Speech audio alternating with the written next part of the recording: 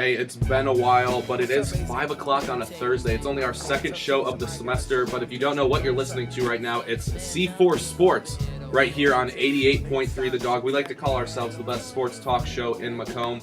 Even though it has been a while, it's only our second show. We have yet to have the full crew around. Mr. Adam Feiner is a member of Western's baseball team, so he will not be joining us today as apparently he just left for Georgia. So we're all a little salty right now in the studio because he gets out of the snow and gets to play some baseball down, I think it's the Peach State, right? That's what Georgia is? It's the Peach State? Yes. Yeah. So Adam's not here, but 3 of the 4 members of C4 Sports will be talking some sports with you for about an hour and a half. I think we're going to cut it off at 6:30 because 2 of us have a very important championship basketball game to attend for the B Competitive League and I guess intramural basketball. Team ball, go team ball. Feel free to come to the rec and support us. Let's go ahead and get this started, though. One member of team ball right here. My name is Matt Langman, and you can follow me on Twitter at LManMatt93. Tweet any of us questions during the show. When we get to that sports segment, we will answer them for you. I'm Ryan Mason, and you can follow me at Mason_ILChief. And I am Darius Hawkins. Y'all can find me on Twitter and Instagram. Yes, remember, we got an Instagram now. At @the_Hawk_13. And like Matt said, the game is tonight, 8 p.m., so come to the rec and support team ball. We're undefeated this year. Yeah, definitely. Are you going to live tweet from the bench? I might. I'm injured. I've only played one game. Thanks, Mr. Hamstring. So you're like their D-Rose? I'm kind of like the coach / cheerleader thing. Like at timeouts or whatever, I'll kind of tell them what's up, what to do. Last game really was just be aggressive. That was kind of what it was because they couldn't guard us. Yeah. So I was like, just keep taking the ball to the hoop. So it'll be kind of the same thing. I like to think coach / cheerleader. How about that? I have a clipboard in one hand, pom-pom in the other.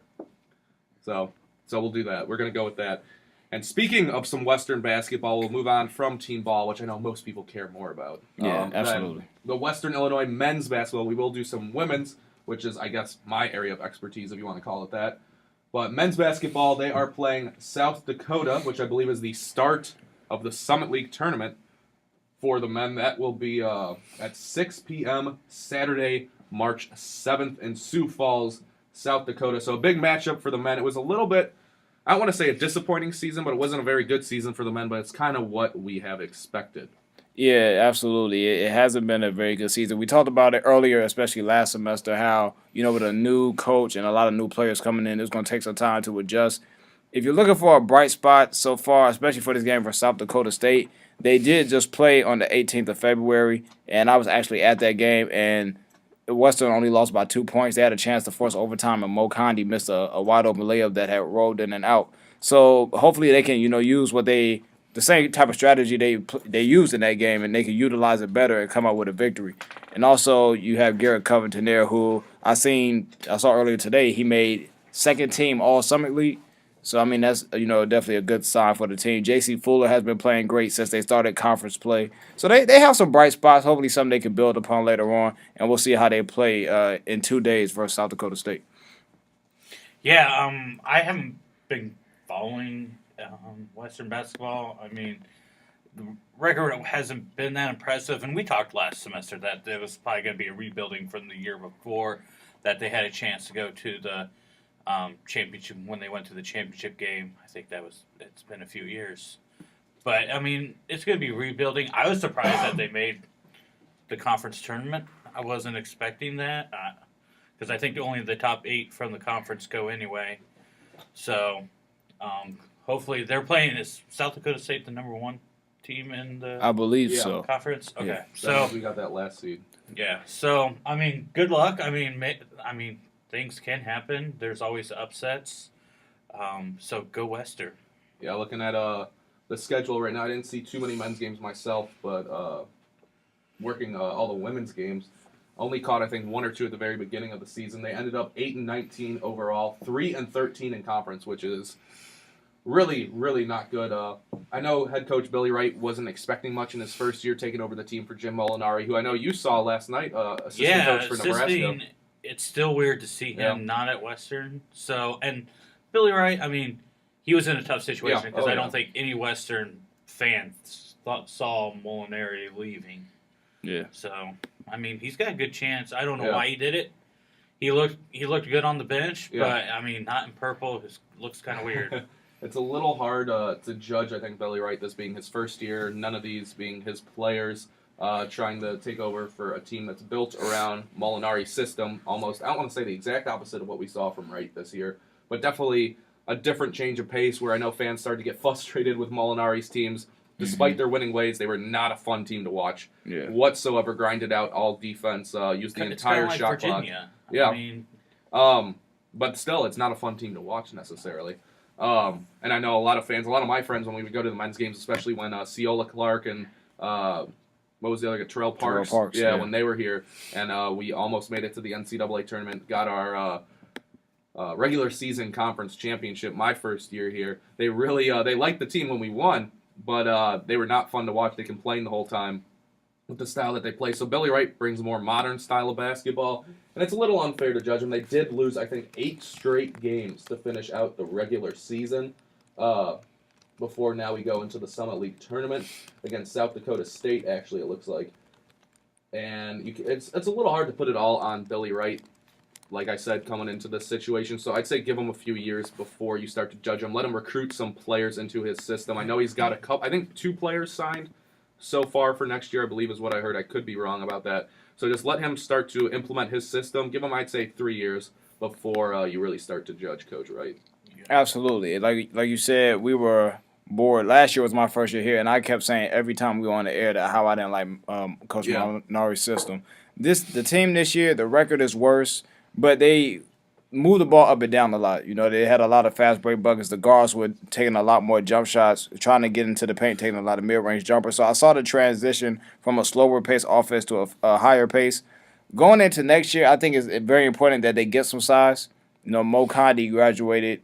Tate Stensgaard was hurt for, towards the end of this year, and they have some other players who didn't really play that much as far as big man. So they need to get some size who actually has some skill down low. And also they need to establish an identity when they're away from Macomb. They went 0-13 on the road this year. That's unacceptable. It's unacceptable by itself that you only win 8 games, but the fact that they were all at home is just a problem. Yeah. You have to be able to get games on the road if you want to be a good basketball team. You have to get at least a signature road win. Yeah. Because that always looks good. Even if you're not going to make it to the NCAA tournament, a signature road win helps you get to maybe the CBI. Exactly. Like the one year that they almost made it to the tournament. I mean, that helps. Yeah. Yeah, I think, too, that's a team that really struggled on offense. The defense, was not terrible, but you look at the offensive numbers, they were really carried by Garrett Covington the entire season, averaging about 16 points per game on 36% shooting. And the next highest points per game total is J.C. Fuller at about 11 on 33% shooting, and that's just not good enough. Then it drops off to Sandifer at about 7 points per game. And they really struggled to score the basketball. They moved the ball around. They got some good looks, but they just couldn't really knock them down, it seemed, sometimes. And that has to be frustrating for Coach Wright, especially one player that I'm a little disappointed in this year. I expected more improvement from him. Is kind of my favorite player on the team, which is Jabari Sandifer. He's a fellow Naperville kid. He knows my brother pretty well. My brother going to Naperville North, Sandifer going to Neuqua Valley, so a little bit of a rivalry there. But at the same time, he is from my hometown, so it was a kid I like to keep an eye on. And he had a real good freshman season. I don't want to say he took a step back this year, but I really didn't see too much improvement in his game where you saw Covington really flourish into an all-conference type player. I didn't see that from Sandifer, and that's kind of what I was expecting. He only averaged about 7 points per game. Shooting, it looks like 28% from the free throw stripe, as well as 36% from the floor. He's got a lot of talent. I know he's got a great work ethic. All you hear is good things about the guy. I've seen him a few times around campus. He seems like a real nice kid. So I'm interested to see what he's going to do in the offseason, if they can make any improvement. And I think if Sandifer can ever kind of come into his own and find a comfort level, I'd say, here at Western Illinois, he could be kind of that missing piece, as well as some new recruits that Coach Billy Wright brings in. So nothing really clicked this year for Western Illinois, I guess, is what I'm trying to say by bringing up Jabari Sandifer. Yeah, I definitely agree with you. I also thought he was going to make a major improvement. Like you said, I wouldn't say it took a step back. He kind of just stayed stationary where he was at. Yeah, exactly. I expected him to kind of pick up the scoring where you said J.C. Fuller averaged around 11 or 12 this year. Yeah. I expected Sandifer to be in that range, and he didn't really improve. That's why I said J.C. Fuller is a bright spot. When Summer League play started, he was averaging around 18 points a game in just the Summer League play. Yeah. So, I mean, he's definitely a bright spot to have in there. Sandiford definitely could do a lot better on the offensive end. You said he shot 28% from the free throw line. That's Or the 3-point from the line. 3-point line. Yeah. Either way, that's still horrible, especially for a point guard. You know, when guys like Garrett Covington are hitting shots, is only going to open the floor more for you. So he definitely has to get better at his jump shot. He did average 4 assists a game though. Yeah, which is, I mean, that's definitely his strong suit. I believe he led the team in assists last year as well. So that's definitely his strong suit. But being able to get some more points and also working on his handle, I feel like is definitely his two big things for this offseason: his jump shot and his ball handling. Yeah, I think you could agree with that. Any final thoughts as the team enters Summit League tournament play? Pull an upset. Finally get that first road win. I guess you could say a neutral court win. So go get him. Shock the nation. Yeah, shock the nation, I guess. I don't even have any final thoughts. Just start playing better next year. This year is already over in my eyes. Yeah, I kind of think I have to agree with Darius a little bit. As much as I want that to have to happen, Ryan, I don't see it coming. So hopefully the Western Illinois men's basketball team can prove us wrong and get a couple upsets, maybe run the table a la George Mason, but realistically, that probably won't happen. So I'm already kind of looking forward to next year for the Leathernecks, see what recruits they bring in, what system Coach Billy Wright really wants to implement now that he has a full season under his belt, a good feel for his team. So that's kind of, I guess, how we're going to wrap up Western Illinois basketball, at least on the men's side, is a little bit, I guess, depressing is the way to go. A lot of negativity with the men's team, but I think it's the exact opposite with the women's team, which I was lucky enough to announce this season for WIU TV3, and I had a blast. It's one of the best experiences of my life. It was a great group of girls that they have on this team as they now enter their Summit League tournament play. Their last 2 games, after their final home game, which was a nice win for seniors Tori Neiman and Jenna Mueller, they lost to both South Dakota teams. First, it was a 75-78 heartbreaker to South Dakota, then a big 69-49 loss to South Dakota State, which is a little bit surprising looking at that one. I think it was in St. Louis over the weekend when that happened, and we were all a little surprised about that one. I don't know how much of the women's team you guys saw, Darius. I know you worked camera for quite a few games, helping me out up there, giving me some of those cues when the camera was on me. What did you guys see, Ryan? I'm not sure if you saw any of the women. No, none. That's okay. So what seed are they in the they're tournament? 4 seed, I believe. So, hey, a lot better than the men. Yeah. Oh, yeah. They were much better. Well, at least record-wise and performance-wise, they ended up being much better than So you the see men's side. semifinal, maybe championship game? They have to get past their second game. They ended up going 17-12, which is really their first winning record, I think, in a long time. It's their best record since the 06 season, I believe, is what the game notes told us every game. Their conference record was pretty good as well, 9-7, which was also their best since 06. Their problem is they have IUPUI in their first game, which they should win, and they should win pretty easily. We've, I think, swept them during the regular season in both matchups, and we are just a better team. We match up with them, and they really can't stop Ashley Luke.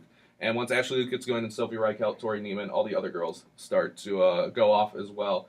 And IUPUI shouldn't be too much trouble, so as long as we don't overlook them, we should win that game. The next game would be one of the 2 South Dakota teams. I don't remember who it would be. I want to say South Dakota State, and that's a team I think they beat us both times. I have the schedule pulled up right here. And South Dakota, I think they beat us both times during the season, both South Dakota teams. So we'd have to play one of them, and those are 2 teams, obviously, that have given us a lot of trouble. So it might be a second-round exit for the girls, but I think, honestly, we've played both South Dakota teams really tough, despite that big loss to South Dakota State back on the 26th of February.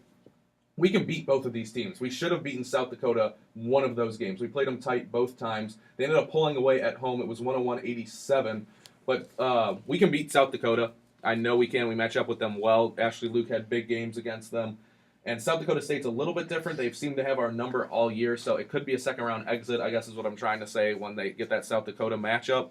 But this is a girls' team that can possibly make a run. Like, realistically, you can expect them to make a run. I'm not saying they will go deep into the tournament because of that second-round matchup, but they do have the possibility to do so because they really played really well this season. Absolutely.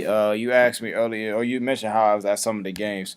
And definitely shout out to Ashley Luke being the Summer League Conference Player of the Year. That's definitely well-deserved, yeah. Absolutely. Well-deserved. And when I look at their team, I feel like they're similar to what they were last year. We talked last year how they shoot a lot of threes and they should work it inside. But I feel like they just better at that. So they didn't change their game plan. They just do it in a more efficient style. When I watched them play, Ashley Luke in some of them games looks unstoppable. Yeah. Her footwork is amazing. She's had, I think, now 59 or 60 straight games in her career of scoring double figures. She had multiple double streaks. I think at one point the double streak was at 7, then at 4 or 5 after she it's got snapped by one game as well. I think they're built properly, as far as winning this year. I like what I've seen. She could be a little bit more consistent last year, but next year. But I like what I've seen from Sophie Ronkel from the games I have saw. She's definitely been able to do her thing. And then Tori Neiman, shout out to her as well, being one of the seniors, adding leadership to a team. So I think they have a team that's built to make a run in the conference tournament. I think the way that they're properly built, they know how to move the ball around if one person is struggling. They have other people who can even come off the bench and score. And they have, the leadership. A lot of times teams win and they're young and they don't necessarily have the experience when tournament time comes. They have the experience, so I think they're able to make a deep run. Yeah, go Western Leathernecks. All right. Well, I can help you out a little bit here, Ryan. Something that we talked about a lot during the games was what do the Leathernecks do when they struggle. Coach Gravina had said multiple times that when the shots aren't falling for them, when the ball's not going in the basket, their intensity drops, and he wants the intensity to stay up even when they're not making shots. Mm-hmm. And this is a team that sometimes when they do start making shots, it can hurt them because they'll just start launching threes and stuff like that, whether it's Michelle Farrow, Tori Neiman, Sophie Reichelt, Faith Loyce. They'll just start taking shots, and that can get them into trouble sometimes. So they really just need to simplify their game. Every, I think, offensive possession, especially against a team like a South Dakota, Ashley Luke has to touch the ball. That means she's not going to score or shoot every possession, but pretty much every team other than, I think, South Dakota, who has like a 6'4", 6'5" girl, I can't remember her name right now, but she was up there with Luke for Summit League Player of the Year. Other than that matchup, teams have to double and even triple team Ashley Luke every time she catches the ball in the post. Like you said, Darius, she is pretty much unguardable once she gets good positioning on you because her arsenal of post moves are pretty crazy. She's a lot of fun to watch in the post.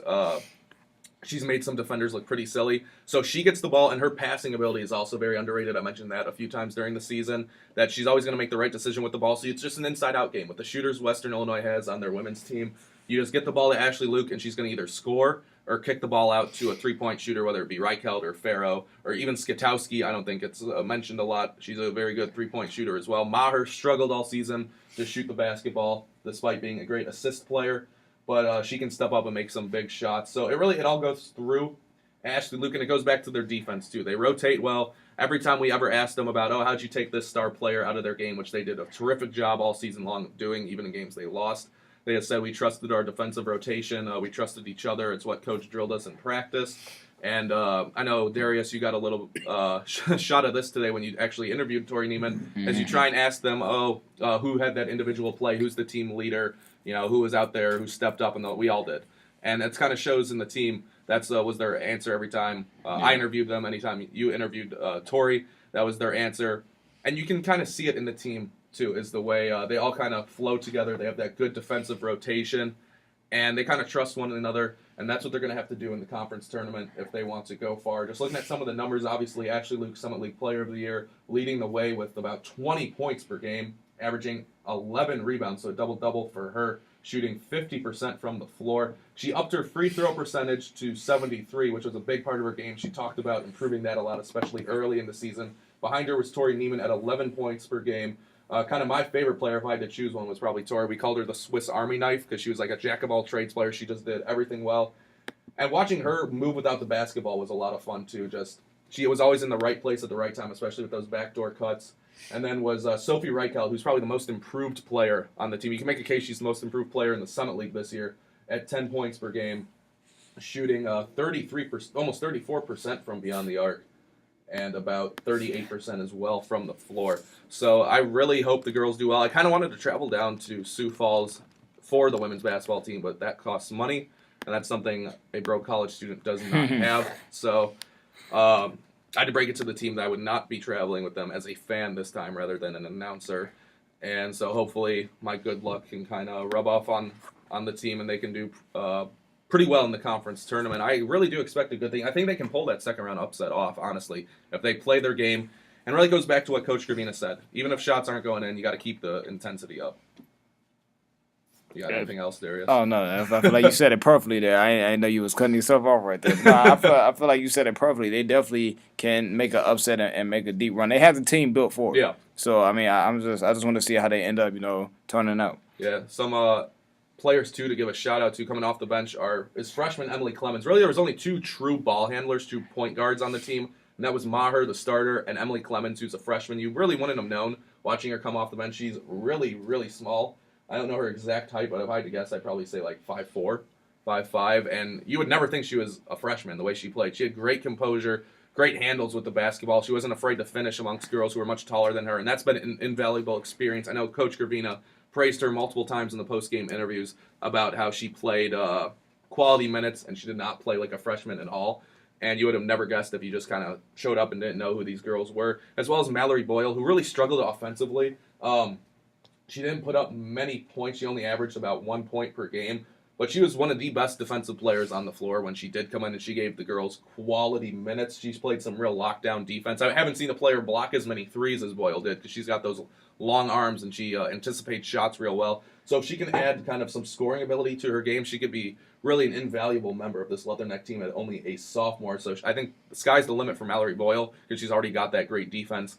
And it's just, this is a deep team, too. It's what the girls talked about. It's what Coach Gravina talked about, is they finally have just depth, and it's been really invaluable to the team this season. Absolutely. Depth is one thing you need because you're able to, alternate people just in case somebody is struggling, somebody is in foul trouble. And it helps early in the season when everybody gets a chance to play. Later on, people have more confidence in themselves when they're getting those opportunities later on. So it's definitely good to have multiple players who you can trust, throughout the season. Yeah, especially, too, these young girls are getting conference tournament experience now because this is a young team. Only Jenna Mueller and Tori Neiman, the only two seniors on the team. That's huge that the Summit League Player of the Year, Ashley Luke, only a junior. Yeah. Same with players like Reichelt and Maher.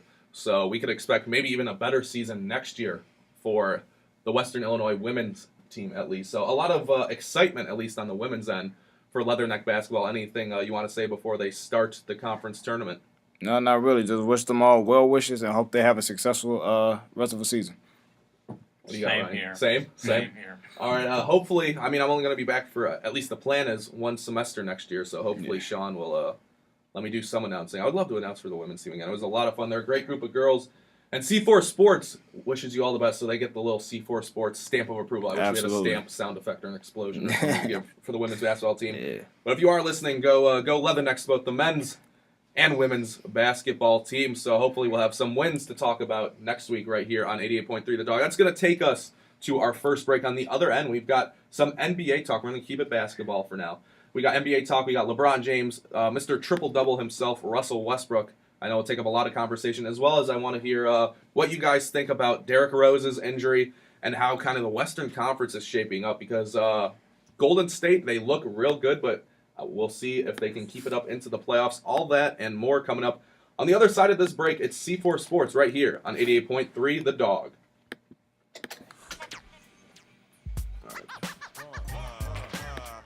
And welcome back to C4 Sports right here on 88.3 The Dog. Matt, Ryan, and Darius are in the studio. Adam is in Georgia with Western Illinois baseball, so no WIU baseball talk today for us. We don't have our insider with us, so we're going to go ahead and jump straight to the National Basketball Association. And I think we're going to start with Russell Westbrook, who's just kind of been killing it right now for Oklahoma City. You would think Kevin Durant, the reigning NBA MVP, well, his team might end up be the one picking up that award at the end of the season. The Hawk, what do you think about the way Russell Westbrook has played, especially now he's got that mask? Didn't seem to affect him at all. Yeah, it sure didn't. Well, Russell Westbrook clearly this year has had the best season by far. This year he's been the best player in the NBA. Now, as I've told people around campus, he's not going to win MVP because their record won't be high enough. I mean, I think like in the last 30 to 40 years, there's never been an NBA MVP that's been lower than the 3 seed, and they're not going to get that high. So just off that, he's not going to get MVP. But over his last 4 games, where he's had 4 straight triple doubles, he's averaging 37 points, 10.5 rebounds, and 13.5 rebounds and 10.5 assists. So he's been going off as of recently. I think the record is 7 straight triple doubles by Michael Jordan, something like that. Yep. So we'll see what he does versus the Bulls tonight. But he's clearly by far the best. He's having the best season this year out of anybody in the league. Yeah.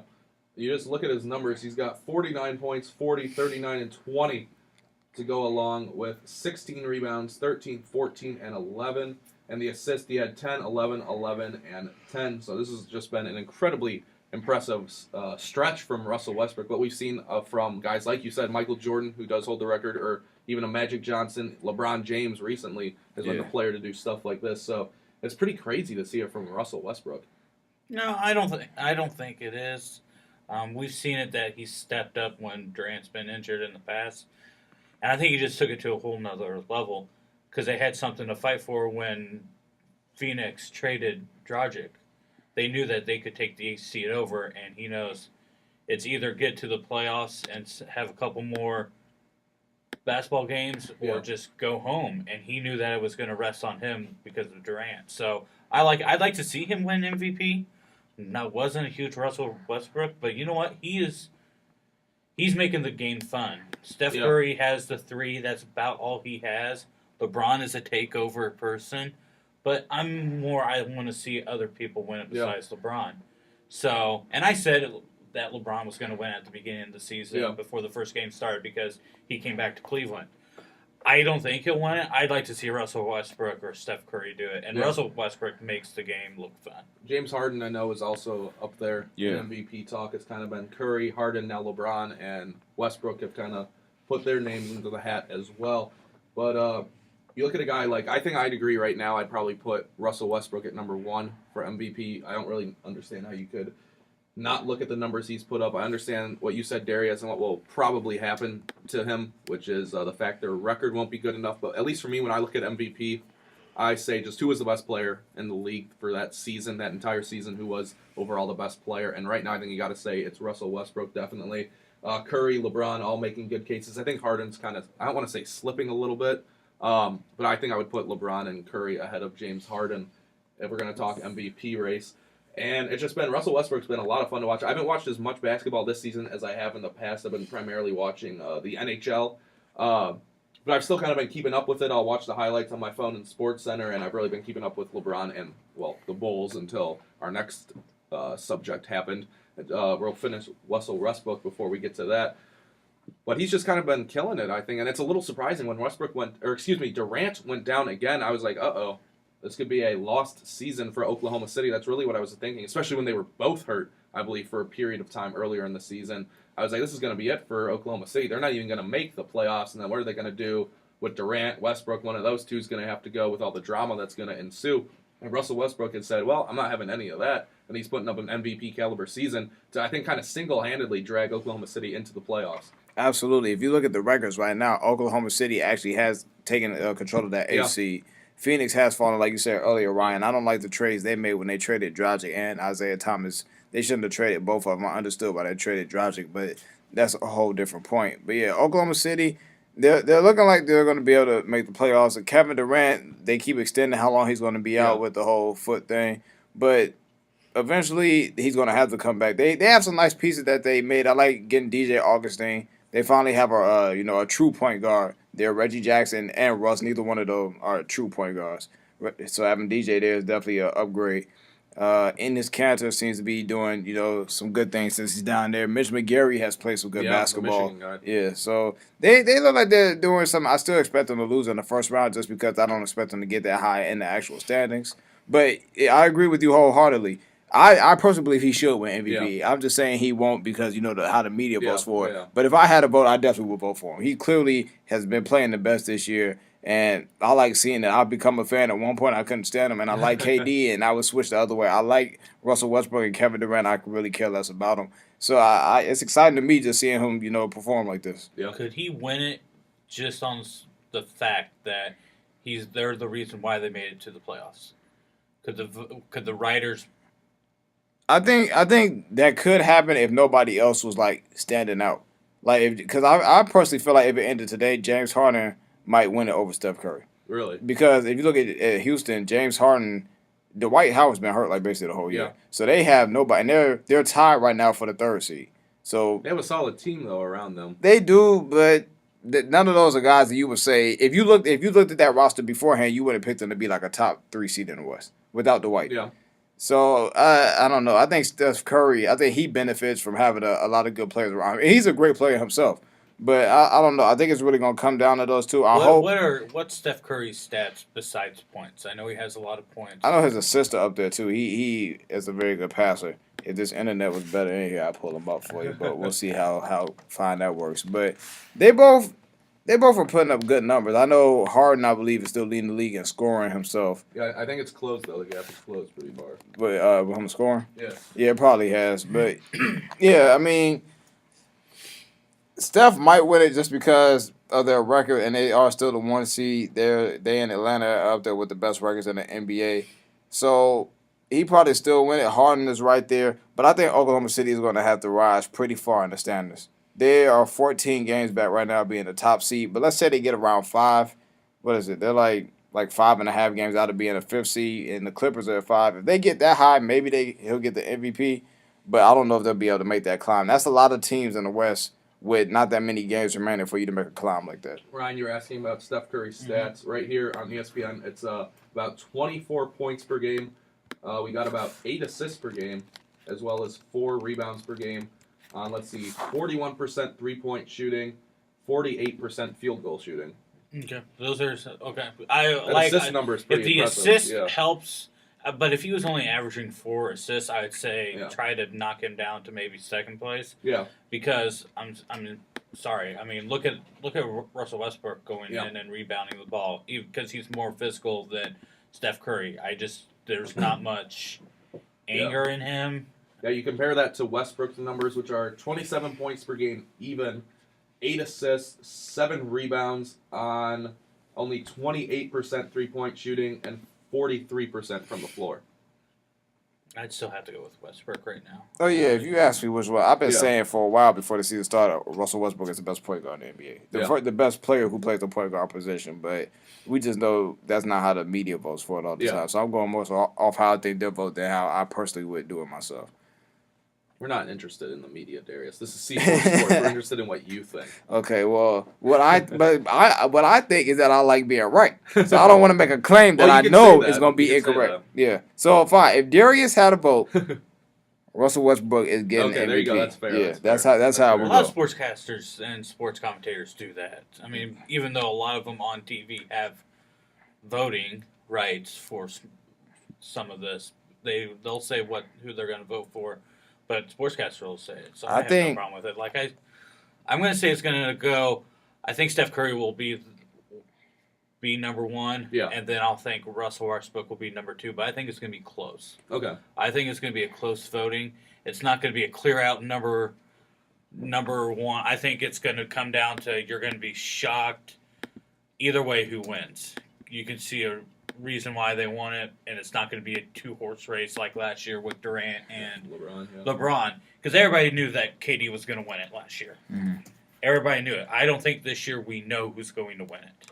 I think that the solution to all this is that the NBA just makes up the Darius Hawkins Most Valuable Player Award, and we just hand that out instead. I think. And how does that go? What is that award? What's the description of the Darius Hawkins? It's a trophy of my face, but it's all gold. And it just goes to whoever I believe should win MVP. And then you still hand out the regular MVP, but this trophy is smaller. Yeah, and then eventually it'll get more prestige behind it. Hold on, we'll get right back to the Darius Hawkins MVP. You can award it and describe it more. James Harden is not leading the league in scoring anymore. Really? I believe Westbrook is at 27. Oh, yeah. Because Harden's at 26.9 right now. And the rest of his stats, because I was about to bring up James Harden to go with Steph Curry and Westbrook. He's at 7 assists per game, 6 rebounds. He's about shooting 38% from beyond the arc and 45% from the floor. So go ahead and continue with the Darius Hawkins Gold Trophy, and then I want you to throw James Harden into the discussion. And where do you think he falls? Well, I think we described the trophy enough. As far as Harden, see, it's tough because I'm going off how I feel like they're going to vote. For me personally, just me, myself, Russ is 1. I probably would still put Steph at 2, and then I'll put Harden at 3. But the difference between 2 and 3 isn't that big. Like it's a real thin line. I think Harden has less to work with, and in a tough Western Conference, them having the record that they have is very impressive. But at the same time, you can't take it away from Steph. It's not Steph's fault that Harden doesn't have any players around him like that. So it's a thin line, but it definitely clear for me, no matter what, is that Russ would be number 1. He's playing the best basketball. And hopefully, hopefully for his sake, they do, rise in the standards and he gets MVP. I wouldn't have a problem with that at all. So maybe, but I just don't feel like it's enough games remaining for them to rise that far. How many games are left? I don't know. They're 34-27. So what's that? That's what 61 games they played. So I think they have Okay. 21 left. I was gonna say because I know Yeah. the NHL is about a week ahead of the NBA, and they Yeah. have 19 games left or 18, depending on which team it is. Yeah, so I don't know how high they're going to be able to rise with only 21 games remaining. That's kind of tough to rise with that small amount of time left. What about you, Ryan? If you throw James Harden into this situation, If you throw James Harden, I still think he's number. I'm going to say 4. okay, I don't see voters putting LeBron as 4. I mean, that'd be nice. I mean, I'm tired of LeBron talk. he's the best player.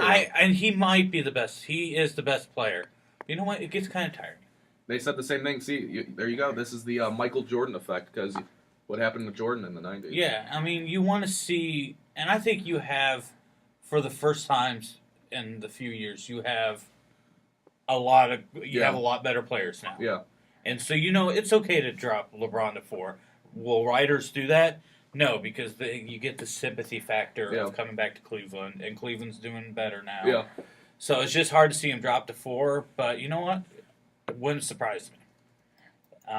It just depends on how these last month and a half is going to go. I don't know how much longer. Yeah, and also something too Darius talked about, like you said with the writers, is Cleveland is just killing it now. As you go even back a month and a half, everybody's like, "Oh, Cleveland, what a failure! Oh, what a failure!" Now they've won like 13 straight at home. They had that big, like I think 15 game winning streak. And it's only like LeBron's been killing it. Kyrie's played well, but it's really started with LeBron. Yeah, it's just taken off.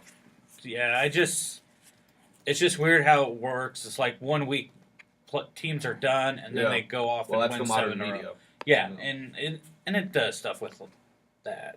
So I'm hoping for a new MVP. There'll be a new MVP, but I'm just hoping somebody that hasn't won it before, aka LeBron. Yeah. I want to see other players get recognized for stepping it up.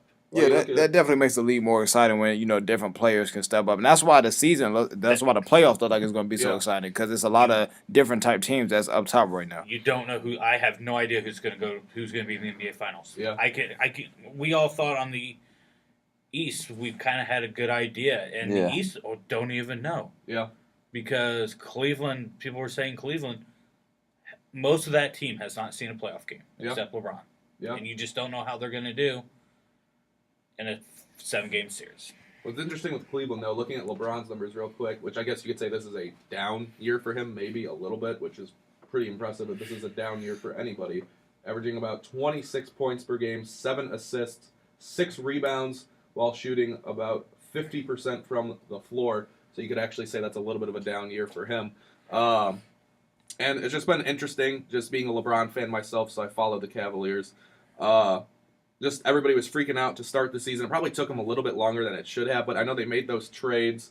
Mm-hmm. They were able to get J.R. Smith, who I've always been a fan of. I thought those trades would I thought horrible so too. for. I thought so too, but they have worked out terrifically. They get Smith, Shumpert, and Mozgov were the big 3 that they were able to get. I didn't like any of the 3 moves when it happened. I'm a big J.R. Smith fan just because he's so much fun to play with in 2K. That doesn't necessarily I call him a 2K player. There are real life players and then 2K players. Yeah, where some players are much better in real life than they are in the video game.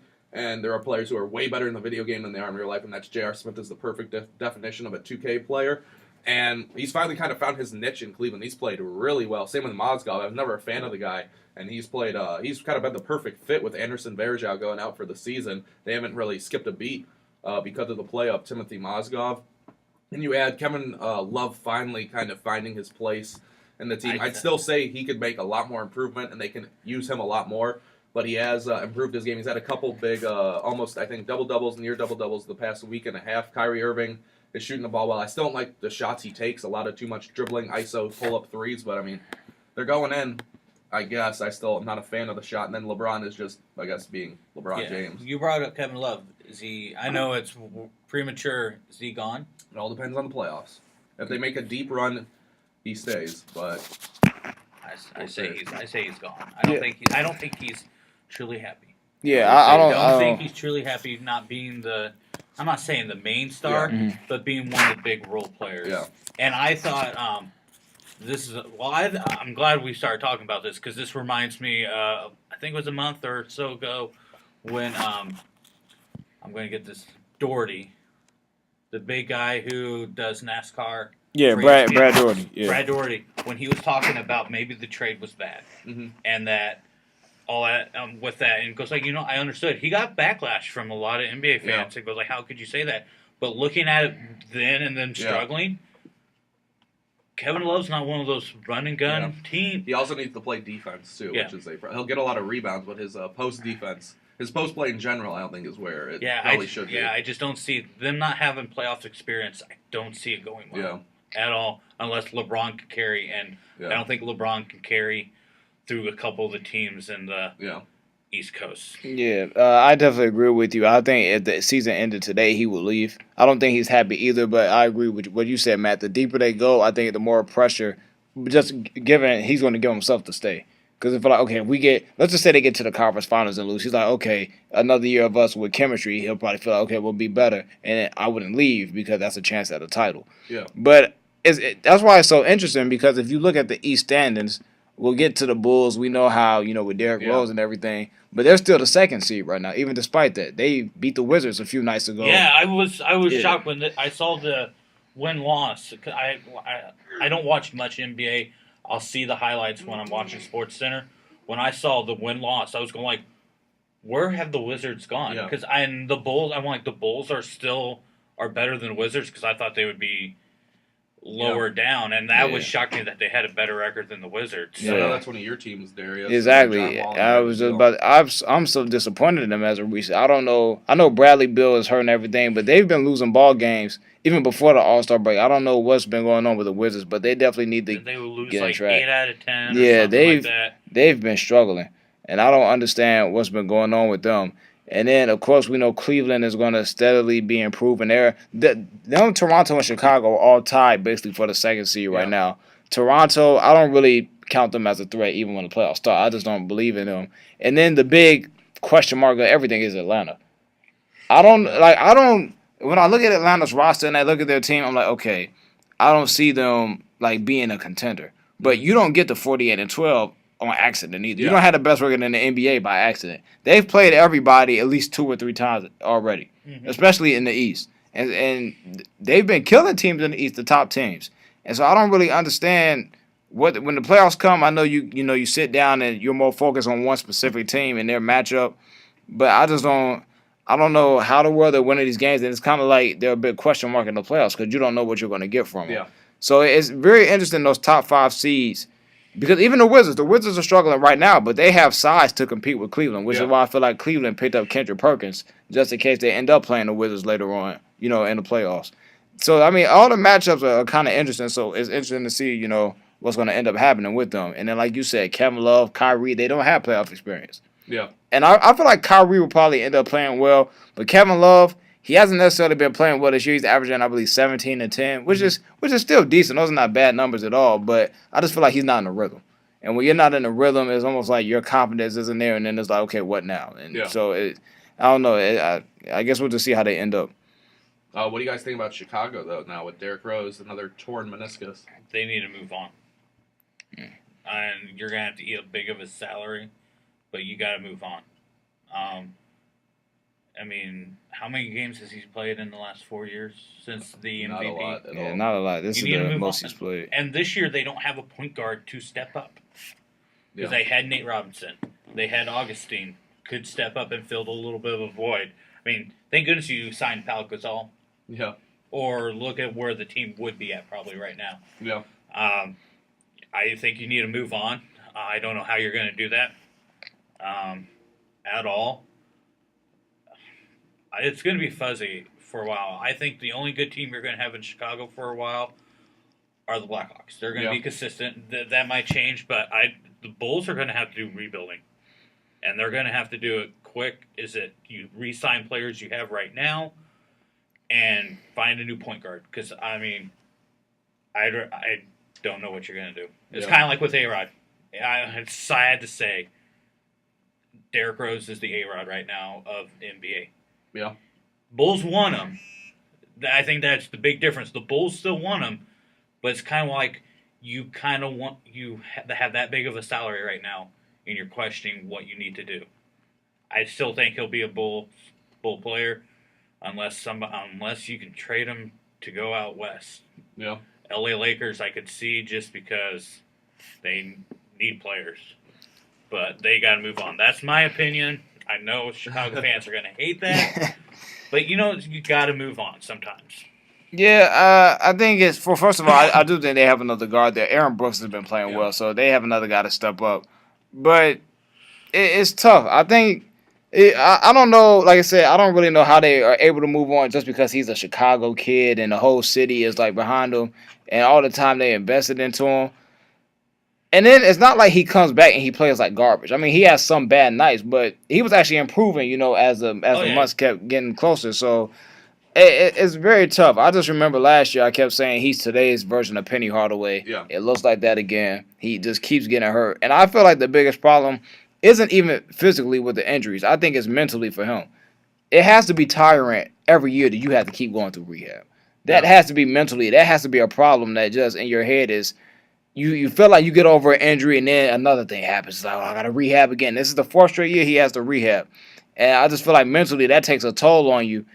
I mean, physically we know it's going to break him down, but if you look at the injury itself, it's actually one of the lighter ones that he's had, in a few years. I mean, he'll be back by playoff time. But just mentally having to keep going through that same thing and then you're not trusting your body, I feel like that's the biggest toll. And then it doesn't help the Bulls on itself that Jimmy Butler is hurt right now. Taj Gibson has been hurt. Joakim has been playing better since he got fully healthy, but we know he, gets beat up a lot too. The Bulls have not really been healthy as a team this whole year. And it's crazy that they're the 2nd seed because I think they've only played maybe 15 games, if that, with the whole starting lineup there. I think it's only been that. I'm Remember, surprised it's 15. yeah, it might not even be that because remember, Mike Dunleavy was hurt for a long time, and they were struggling when he was out. They just have not had a chance to have everybody healthy, and that sucks for Chicago fans. But I mean, that's just how it goes sometimes. You think mentality might hold him back, and he's. I think it might to a degree because I feel like it kind of did this year. That's why he was taking so many threes. He's taking like 5 threes a game, and he's not a shooter. He can't shoot. You saw the mentality when he was making that comment about trying to save himself for his kid's graduation. Yeah. That's not the right mind. You would never hear Westbrook say that, Harden say that, LeBron, Howard say it. You just don't think of that. You think of playing right now. I think it's been mental. I mean, that's not causing the injury. Yeah. But I think just having lax mental capacity is going to force you to screw something up and your knee's going to go the wrong way or something's going to happen. Yeah, I think, too, what you said about kind of the comments he's been saying, especially this year, but the past couple of years, too, not to kind of tear the guy's character apart, because I mean, being I guess a Chicago kid myself, being a Bulls fan and a Derrick Rose fan, I don't really want to tear his character apart too much. I do think he is a good guy, but I think he has a little bit of a maturity issue. He didn't handle the criticism well when people were kind of taking shots at him for sitting on the bench the past couple of years when they played the Heat in the playoffs. And even this season, some of the stuff he said, he unprovokedly said, I don't care what the fans think, something along those lines. And now, too, like you said, Ryan, just talking about his kid's graduation, a lot of this has been unprovoked. He wasn't asked anything about it, and he kind of just came out and said that. In hockey, we have Phil Kessel doing that now for the Toronto Maple Leafs, and I think it just shows kind of some maturity issues or lack thereof. I think he's kind of got a problem almost with what LeBron had. The decision was obviously, everybody knows, a huge disaster for LeBron, and that was brought on by poor decision-making by him himself, obviously, but also the team. He had his friends around him running his PR team, and after the decision, he hired a professional firm to do that. I think that's what Derrick Rose needs. I think his brother and his father do all his PR and marketing and stuff, and I think he needs a professional to kind of guide him down that path, because his brother and father have also criticized the Bulls organization multiple times, and that's not what you want. So I think some maturity issues also go around with Derrick Rose as well. What happens if he decides to, even though if the surgery is successful and rehab, I mean, it might be, what happens if he comes back later or if he comes back at all? What if it's his decision that goes like, I'm going to step out, even if they, for some reason, they get a 3 seed or get the 2 seed, and he decides, I'm sitting out for the playoffs and focusing next year. Do you say that's... It depends on the injury. This is something I actually do know a lot about. I had a meniscus tear twice myself in high school. I had it repaired. I played too early, and that's why I retort and had to have it taken out, and that ended, I'm using air quotes here, my career, or whatever you want to call it, in high school. I haven't played competitively since that because I have no meniscus in my knee. and that's bone-on-bone contact. My doctor said if you want to walk when you're about 30 or 40, I suggest you stop playing competitive sports. That was still the hardest thing I've ever done, was had to do that. So it depends on how bad the tear is and how he rehabs it, because I'd say that's the worst thing that you can do is play too early. I played too early, and I had 12 sutures wrapped around my meniscus, and 12 separate times my knee popped and I went down in excruciating pain for only a few seconds, then it got better, and that was me tearing out each individual suture one by one. And eventually I was playing on the park across the street with some friends, playing some basketball, tore the last 3 at the same time, and it was some of the worst pain I've ever had in my life. My friends had to physically carry me, 2 of them, to my house across the street from the park. So it all depends on how well he rehabs and how bad the tear is. I can tell you that much. Yeah, I from just from that story a lot more than I do, but I personally haven't gone through that specifically, but just from reading what I saw about his injury, I would guess, since they said he could come back in 6 to 8 weeks, and since he started rehabbing a day after surgery, that he should be able to play for playoffs. So if they clear him to play, and then he decides that he doesn't want to, he better think very carefully about that decision, because the scrutiny he's going to receive might be some of the worst that he's had. Because after a while, I mean, his teammates have been behind him. I think for the most part, the city of Chicago has been behind him, and I think that the management, for the most part, has been behind him. But you don't want them to start looking at you side-eye. When your team starts looking at you like, come on, dude. Like, if he can play, he should play. Now, I've been telling people that are Bulls fans that I don't have the Bulls getting to the championship now, because by the time when he gets back, he's going to have to get used to playing basketball again just by himself. Then he's going to have to be in a rhythm, and by the time he gets back, everybody else is playing at an extreme speed because it's playoff time. Yeah. So I think that jumping from not playing at all the way to super speed in a matter of like 2 to 3 weeks is going to be too much. But if they tell him he can play and he can sit out, he better really think using carefully. him as a role player, because you're in the final playoff push, and you've got to know what players you're going to have there for a 7-game series. Yeah. And if he comes back and he's not going to be part of it, do you see him not taking a step back, but taking a side and just being that role player? Go like, hey, we'll make set plays for you, because they've got to make a plan going into the playoffs now and not hope that, because you don't know when he's going to come back. I think that maybe Tibbs and the coaching staff, even if they came up with that, the rest of the team wouldn't follow. Because, first of all, I see games when Derrick Rose is playing and he's not playing well. Sometimes, I mean, then the next option after that, just according to how the season is going, is Jimmy Butler. And sometimes Jimmy Butler, the rest of the team doesn't necessarily look aggressive when Rose is out there. And so I think if they start playing how they played when he was hurt the first time, like earlier this year when he was missing games, if they start playing like that when he comes back, I think the team would be fine. But I think if he comes back, they're going to expect MVP roles. He's going to expect himself to be MVP roles, and so he won't necessarily take a step back either. So I don't think it's going to work. I think that he's going to have to be who he is. He has to stop shooting all the time. He can't be taking threes. At some games, it looks like he's getting better with that, and in other games, he's shooting. Like, I believe that the last game before he got hurt, they said that was like one of the worst shooting performances of his whole career. So I don't know exactly what the Bulls they think they're going to get from him. Basically, what I was thinking before he got hurt is, okay, this is his first full season back. Give him next year, and he'll be back to normal. But if you keep getting hurt, we don't even know what normal is. So yeah, I mean, he played well, about as well as you could expect coming off all these major knee surgeries this season. But he wasn't himself. I don't think even if he ever gets healthy and can stay consistently healthy, he won't be the 2011 MVP ever again. Despite what my fellow Bulls fans can say. I mean, I can say this for Bulls fans, being one myself. They're some of the most passionate, arguably the most passionate in basketball, but sometimes they don't think straight. They think with their hearts over their heads, like I know you were kind of talking about Darius. To my fellow Bulls fans, should we keep Derrick Rose? Should he ever stay consistently healthy? He will never be the MVP ever again, just because from what we saw from this season. He only had, I think, 1 dunk through the new year. I believe that first through the new year, October, November, December, he had 1 dunk. Yeah. 1. And this is a guy, he's not a jump shooter. You said it yourself, Darius. I've been telling people his whole career, his jump shot is ugly. It's a line drive. Yeah. It's not consistent. He should not rely on that. His game is an Allen Iverson in his prime, almost Dwayne Wade style. We're going to hold in the air, float, do some crazy floaters. We're going to attack the basket and be aggressive. I didn't see that. I saw a lot of hesitation. I don't want to say fear because, I mean, I don't know. I don't want to call Derrick Rose a coward. Once again, I'm not trying to attack the guy's character. I completely understand why he's feeling this. I know full well why he's feeling this. Absolutely. I do the same thing. There was once upon a time I'd like to think I was fairly athletic, and you would now know, Darius, all I am is Mike Miller out there, a white guy who's going to shoot some threes. That's all I am now because of 2 knee surgeries. And so I fully understand what Derrick Rose is going through and why he would be feeling fear or hesitation, if you want to call it that. And that's kind of the mental aspect you were talking about, Ryan. It is a thing. It does happen. It will affect even a professional athlete like Derrick Rose. He's not the same player. Even everybody double teamed him coming off pick and rolls, and he kind of struggled with turning over the ball off that. He was even worse, I think, this year, especially when it came to handling double teams off a pick and roll. And I think he'd be a good player. He might even be a great player once again, but he'll never be the MVP that we saw. And I think Bulls fans especially just have to learn to accept that. I think, like you said, Ryan, this year, should he come back, yes, I think the best you could expect would be a solid role player for the Bulls. And in times past, he could be a very good player, a star player, but not a LeBron James, Kevin Durant, a guy who's going to carry you to a championship. I don't see it with the way he's playing.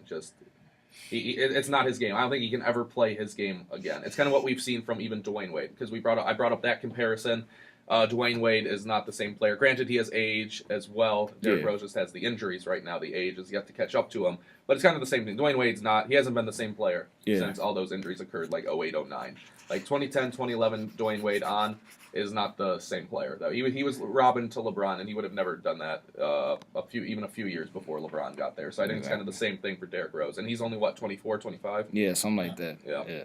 So he doesn't even have age working against him yet. Yeah, which is sad because you start asking the what if question. What if he didn't get hurt? How far with the Bulls and all that? And I'm like you. I feel like if he just had, I feel like next year he was going to be an All-Star again. Just the way he was playing. I think he can be. And he might be. But I agree with you that the whole MVP and being like the elite of the elite, I think that time has passed. All those injuries, it's hard to keep trying coming back. I think that time has passed. He can be an All-Star again. He can be a very good player. He can be an excellent player. But being, like I said, the elite level, it's just hard for me to see that he's playing back at that that type of area. Yeah, I think we're going to take a quick break since it is the top of the hour. We got a little bit more basketball talk as well as some hockey talk. Ryan, I got a lot of questions I want to ask you, my fellow hockey fan, on here.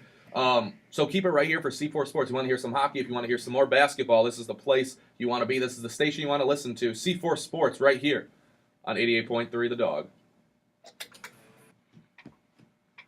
And welcome back to C4 Sports right here on 88.3 The Dog. I love the fact that they have some Evanescence on the bed music. That's a top 5 all-time song for me. But our listeners are not listening to us to hear my choice of music. Thank God. They're here. Hey, watch yourself, Ryan. I think I have a good taste in music. I would like to think I do. I don't know. Maybe I'm wrong. But we're going to finish basketball talk. Enough about my music taste. I want to finish our NBA talk with asking you guys my personal favorite thing, Darius's personal least favorite thing, and that is predictions. We're almost done with the NBA season. We're, I'd say, a solid 2/3 of the way through, if not more. What do you guys see for the playoffs? Who are your conference finals right now? Who do you have in the NBA finals? And if you want to go this crazy, if we're going to get a little bit wild in Studio 326 up here on Salee Hall, who do you have winning said championship?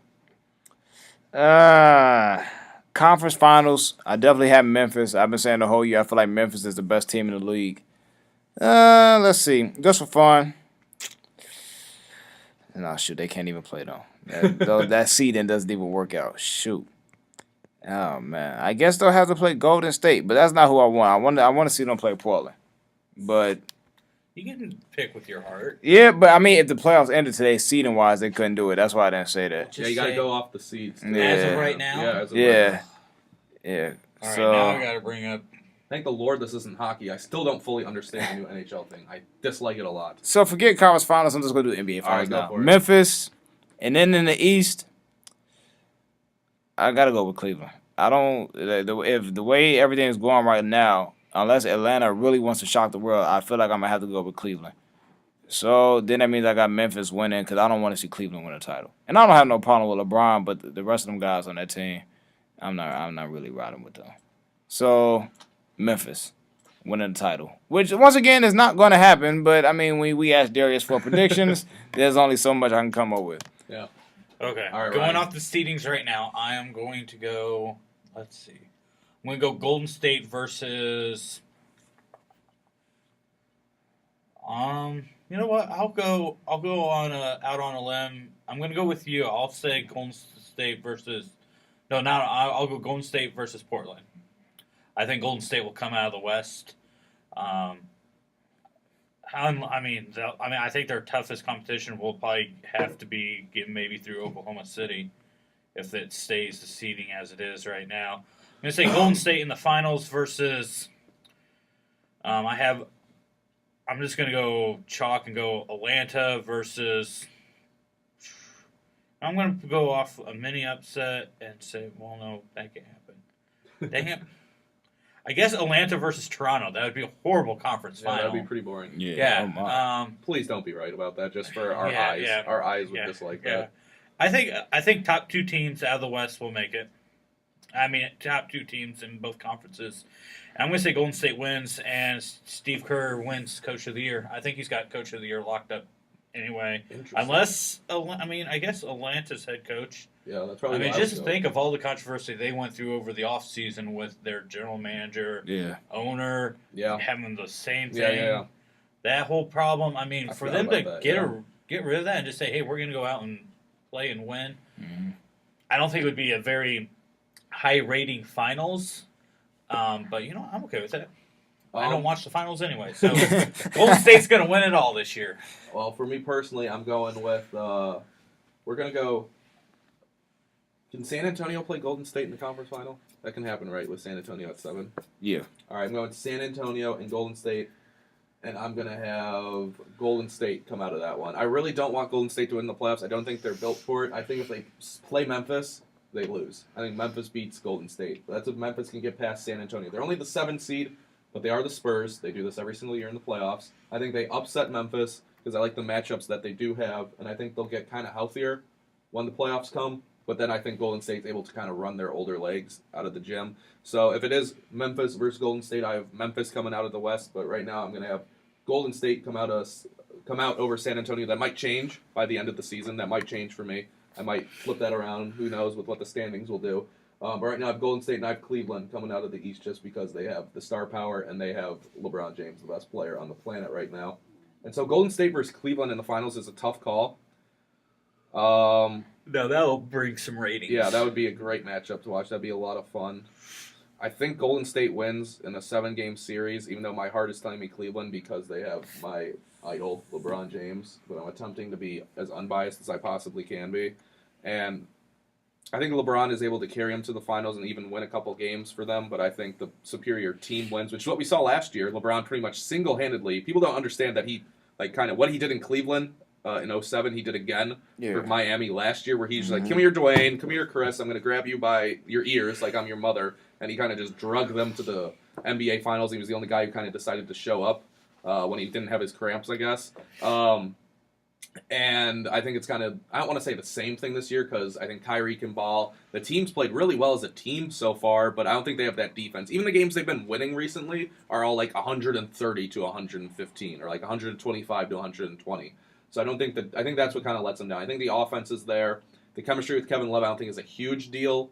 And they do have LeBron James who's going to win you playoff series and can single-handedly take you to the finals, but I think kind of the superior team in this one wins in Golden State. So I think that's all our predictions right now, all of us. Any final thoughts so far? Because we should have a show, I think, next week. Yeah. If I am correct, so we can on update. NBA? We all have a show. Oh, no, yeah. Well, y'all got a show. I'm not going to be here. Oh, well, Darius won't be here. Yeah. Okay. I'm So going we home can for have a spring show. break that day. Oh, really? Oh, Yeah. you're lucky. I think I got to stay for Friday. I wish. Well, wish. I was going to say I'll listen to y'all, but I'm going to be on the train. So. You can still listen to us. I'll try. Get the app. Oh, yeah. I guess I could do that. Hey, we're promoting the dog here. We're on the dog right now. We are promoting the dog. That was a trick right there to make sure y'all know about it. Download the 88.3 app on your smartphone devices. Okay, available for iOS and Android. And they are free. You For don't the pay free. anything. Exactly. So if you ever want to hear C4 Sports at any time from anywhere, I believe Yes. it works anywhere in the country, Yes. go ahead and download that app and you can hear our golden velvet leaf voice just drop knowledge about sports all over you at any time. Well, any Thursday at 5 to 7. Exactly. So make sure y'all do that. But any final predictions about the NBA or any final thoughts? My only thought is go Portland because y'all know Dame Lillard. Yeah. Damian is my homeboy, so I just hope. And Russell Westbrook, keep doing what you're doing because it's exciting to see, as you mentioned earlier, Ryan. It's exciting basketball to watch. Yeah. Mine's gonna be melancholy. I guess I'm gonna throw a PTI word out there. For Anthony Mason. Oh yeah. Anthony Mason is the only NBA jersey I ever owned, because of his last name. Yeah. When he was with Charlotte. So, rest in peace. Sad to see you go at 48 years old. Yeah. For me, I guess being a Bulls fan and a LeBron fan, I've kind of given up on the Bulls with this Derrick Rose injury and the fact the team just can't be healthy. I don't see them doing too much in the playoffs. So I guess I'm going to get behind LeBron. Once again, ended up doing this every year. So I guess go Cavs for me is what I'm saying, because I think they have a better chance to win than the Bulls do. So that's kind of what I'm going to, I guess I'm going to roll with Cleveland, even though I really don't care about the Cavaliers. I just want to see LeBron win. So I guess there's that, and I think that's going to wrap up our NBA talk. So we got roughly 15 minutes before Darius and I have to go ahead and dip out of here and prepare for some championship basketball. Absolutely. With the whole hand motion and everything. But we'll finish up the last 15 minutes. Ryan, you and I can talk some hockey. This has been my game this year. I really haven't watched any other sport other than the NHL. Every day in class, sorry Mom, if you are listening, I watch the NHL highlights on my phone because I have the app. So I've been watching a lot more than just the Blackhawks this year. I think I've only missed 3 Blackhawks games this entire year, and I've pretty much seen what everybody else is doing around the league. I got the standings pulled up right here. Who's impressed you the most since since last semester, since the end of November? I think I remember our last show saying that. Let's see. I know you. Let's like see what happens with Nashville. Yeah, they're not. I don't think they're going to stay there. I personally don't. They're slumping right now too. They've lost, I think, 3 straight. So who do you? Okay, so 4 straight. They've lost 4. All right, let me. And then, despite a couple losses, they've lost 2 now. Your Canadians have gotten to where we both thought they were going to be, the top of the East now. See, I've just been paying attention to the Blues when I can watch them because working third shift kind of sucks. Yeah, oh yeah. Because I've been trying to. That was me in the playoffs. Yeah, I was trying to watching stuff, taking naps, waking up, seeing the score, and then going back to bed. That's how my life has been. But here, I'm trying to bring. Tampa Bay's dropped off too. They're now down to 4 overall in the East, which I know it doesn't really mean too much with the overall standings with now how the playoffs work by division. But they were on top of that Eastern Conference for a while, and now the Islanders, Rangers, and Canadians have all jumped them in the standings, which I'm surprised it took this long. I'm not a huge believer in Tampa. I love Stamkos. I was surprised by Tampa Bay too. And I think the Blues beat them both times. Yeah, if I can remember right. So I'm just bringing up the conference things now. I can't do conference. I got to do division now. Yeah. I'm just surprised with Nashville still, and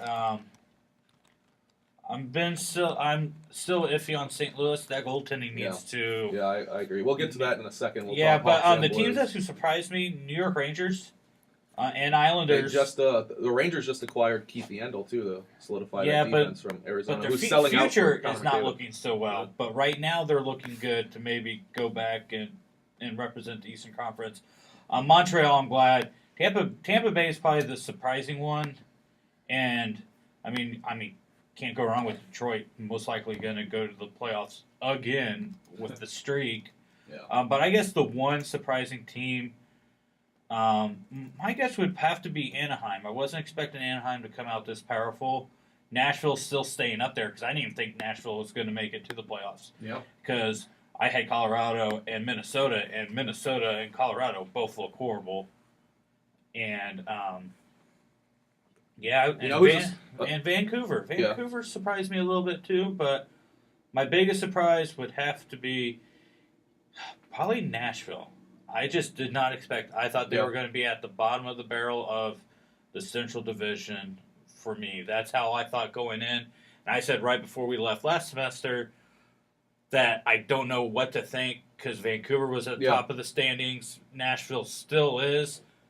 But, I mean, I had to wait to see if it was going to stay true. It is, but I think one of them's going to drop off. Yeah, I think Nashville, really what's helping them stay on top is their defense. Shea Weber could be the Norris Trophy winner this year. He's a Hart Trophy candidate. For me right now, the MVP was Patrick Kane until he got hurt, and now I have to go with Pecorine, the goalie for Nashville, who's kind of struggled a little bit recently, as has the team. But you see Pecorine start struggling, the team starts struggling.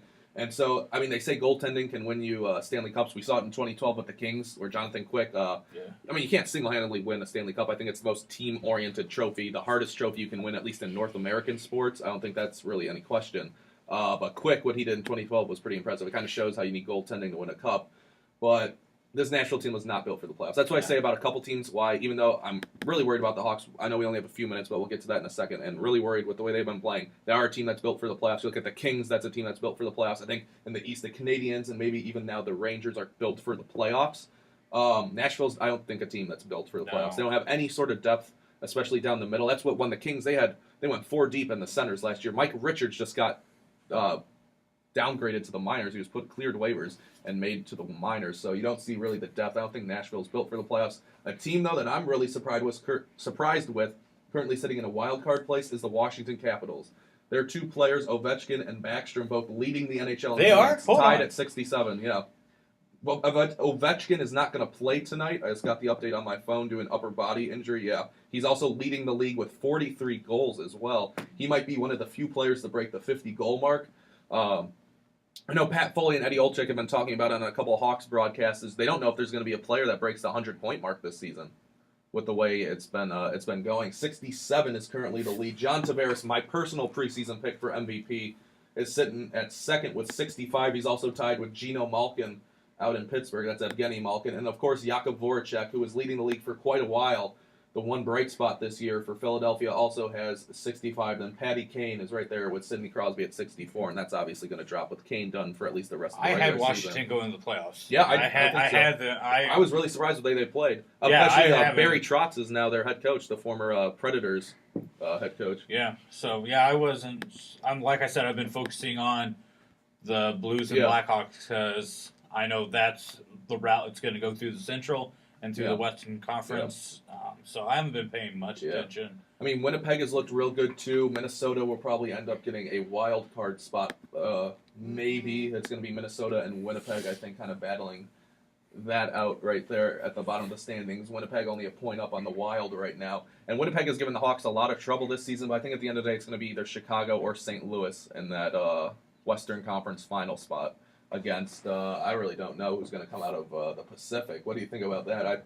The Ducks are the clear leaders right now at 91 points over Vancouver, Calgary, LA. That division's looking pretty weak, I think. Yeah, it's just depends on who's going to be Anaheim's first round matchup. As of right now, it looks like it will be. Let's see, 3-3. Will be the first 2 teams. It'll probably be Minnesota right now. Yeah. If it looks like Minnesota.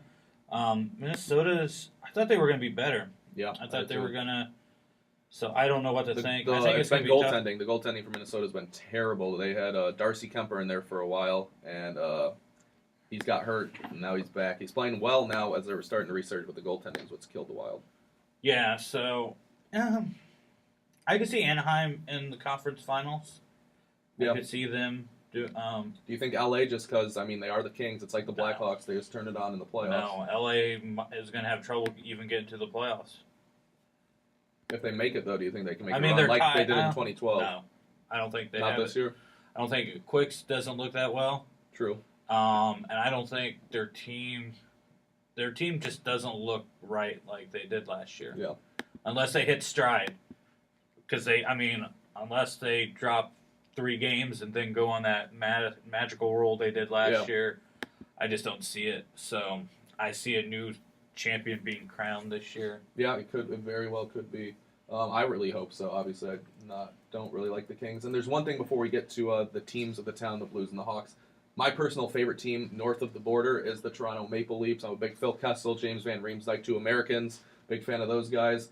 That's kind of been a media circus all season long, and it's only getting worse. You saw the thing about TSN, which if you don't know TSN, it's the Canadian ESPN. They accidentally aired a audience tweet kind of saying some disparaging remarks about Captain Dion Phaneuf, his teammate Joffrey Lupul, and Phaneuf's wife, which is actress Alicia Cuthbert, implying something between Lupul and Cuthbert, and those 3 were going to sue TSN over that, and then you got Phil Kessel blasting the media all season long, the media saying Phil Kessel's uncoachable. The team was supposed to make the playoffs. I thought they would make the playoffs with all the talent they have. They looked good at the beginning of the season. Yeah, they're way out. They're at 57 points, 7th spot in their division. What do you think about that media circus, just real quick? There's media circuses going on down here in central Midwest now. I don't know. I mean, Twitter, you got to take a grain of salt. Yeah. I mean, I know it's off subject a little bit, but Kurt Schilling had to go through his thing with his daughter, and he found people that were tweeting really bad and did his own investigation, and now they're facing charges. So I think with Twitter you have to take a grain of salt, but TSN should have known better. Yeah, they came out and made an apology. Yeah, but you're going to get.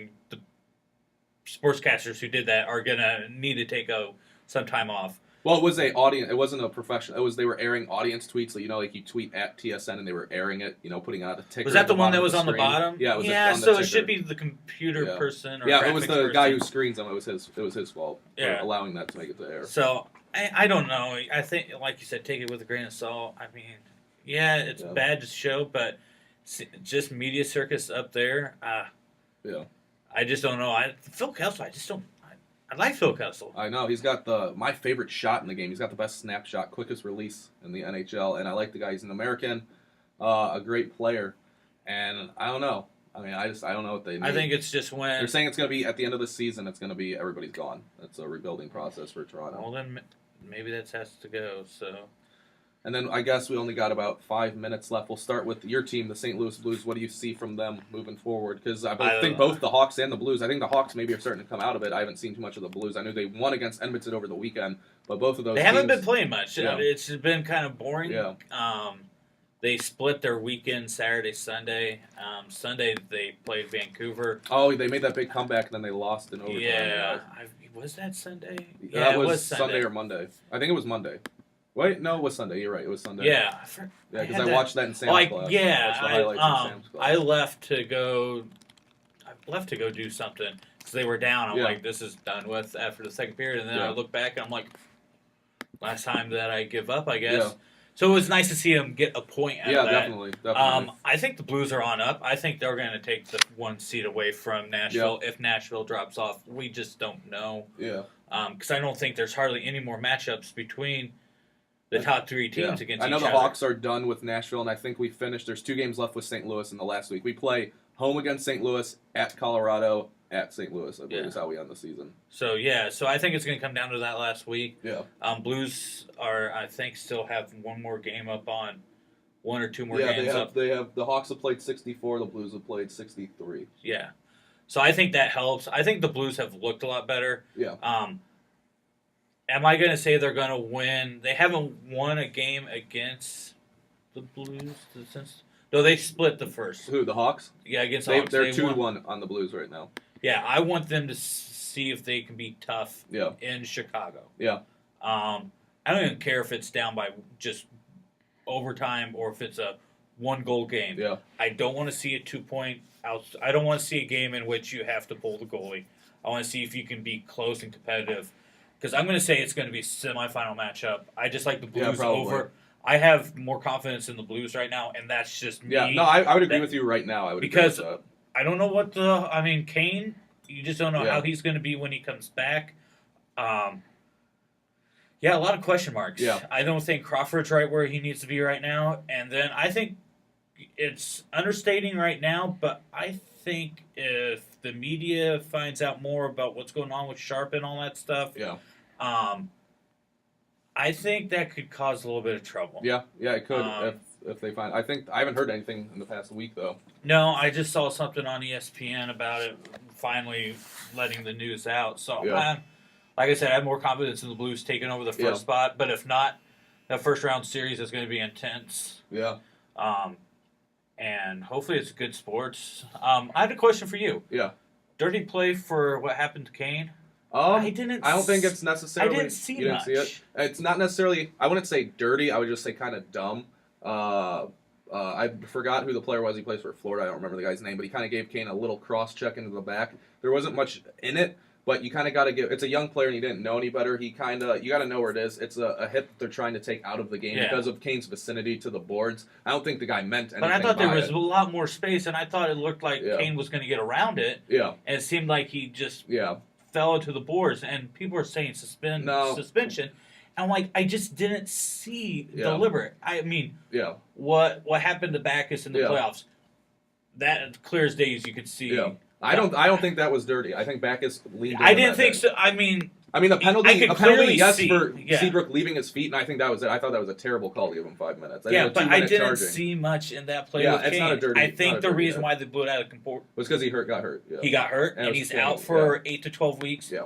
And he was going to maybe win MVP. That's the only thing I could see why they blew it out of water, because I just did not see It was dumb, not purposeful dirty. hit. That's what I would say. Yeah. Dumb hit by the guy because it was well deserved. He could have got a 5-minute maybe because It's like, of the oh boarding no, call. you can't hit the big Yeah. people. Kind of like with Yeah. LeBron, you Yeah. can't touch those Well, important it has people. to do too with when you play youth hockey. On the back of your jersey, they put a stop sign above your name or your Yeah. number, and because it means don't hit you in the back. And it's kind of that it's something you've been taught since you step on the ice and But start then you playing see hockey. a lot of people do it and Oh, they yeah. don't get That's- called yeah. on it. Yeah. I That's mean, why they have the hybrid icing is for that very play. Yeah. What happened to Patrick Kane is why we now have hybrid icing. Yeah, and you see that hit, and everybody does it. Yeah. And unless you're going to go strictly Yeah. call it, Yeah. then you're going to have 30, 40 minutes of penalties every game, and they don't Yeah. want that. I mean, if it's deliberate and it's trying to hurt Yeah. somebody, call it. Yeah. But I did not see that with that. Yeah. I wouldn't say it was dirty at all. I would just say it's kind of a dumb hit, and the guy got what he deserved. I don't think he should have been suspended. Maybe a 5-minute just because it is a I boarding could, call. maybe a one game. No, I don't even know if that. Maybe one. Maybe. I just think it's dumb play, honestly. Maybe suspend the guy just to The let him people know that for were, a game. I think Kornheiser said that you should throw.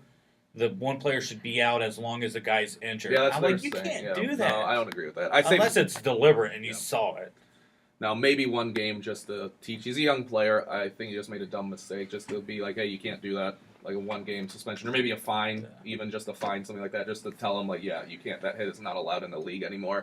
So that's what I would say. Just to But kind then of, you can bring up that guy Yeah. would bring up video proof and go like, well, Yeah. then what about these? Yeah. So yeah. Well, then you can go back. I know you can go back and find players, but I think that's all the time we have. For me, I think I agree. It's going to come down to the Hawks and the Blues. Right now, the Blues definitely are playing better, but I really want to except wait. for that, those goalies. Well, that's why I don't think the Blues are going to win in the play. I think they might be able to get the Hawks. If the Hawks don't turn it around, the Blues will beat them. I have confidence as a Hawks fan that they will turn it around, even without Patrick Kane. I think they are deep enough to win in the playoffs and hopefully beat the Blues. But if we're going off right now, definitely the Blues have been the better team, especially over the past month and a half. But the last couple of games, ever since they got Vermette and Timonen did the Hawks, they're finally starting to look like themselves again. Just they simplified their play. They're being too cute. Not But they have to physical play. enough. They have to play somebody. Yeah, they do. So Florida I'm does interested not to see. count. I'm Florida interested does to not see count. how the Hawks do. So yeah, I'd say we wait And see. Carolina does count. Yeah. I forgot. So we have to wait right now to see on that. But I agree, the Blues have looked the better team. But I don't know who I have coming out the West. So I guess we'll kind of end it on that. I don't know. Yeah. I don't know. I've been watching hockey all season long.